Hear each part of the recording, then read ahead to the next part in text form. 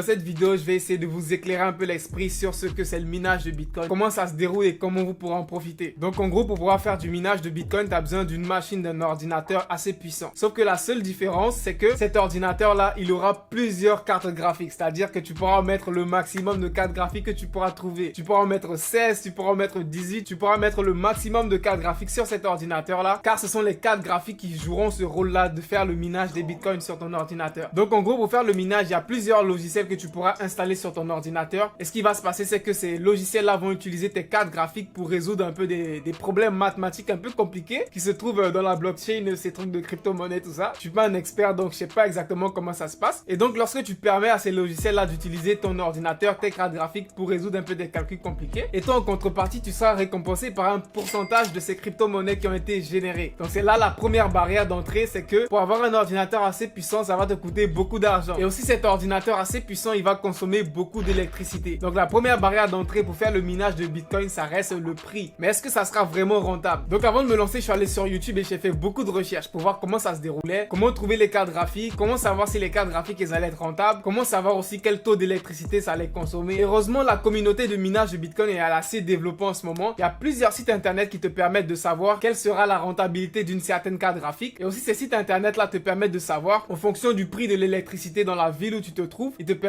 de savoir en combien de temps tu pourras rentabiliser ton investissement. Et donc le seul moyen de savoir si ça allait être rentable, c'était de me lancer. Et en ce moment, il faut savoir qu'il y a une énorme pénurie de cartes graphiques dans le monde entier. Sachant que la carte graphique, c'est l'élément principal de notre machine, de notre ordinateur pour miner les bitcoins. Donc ça allait être compliqué. Du coup, c'est carrément impossible de pouvoir trouver une carte graphique à un prix raisonnable en ce moment. Donc il y a des cartes graphiques qui en temps normal coûteront 500 €. Aujourd'hui, à cause de cette pénurie, elles coûtent 1500 à 2000 €, tu vois. Donc c'est vraiment incroyable. Mais restez jusqu'à la fin car j'ai trouvé un moyen d'en trouver à des prix raisonnables.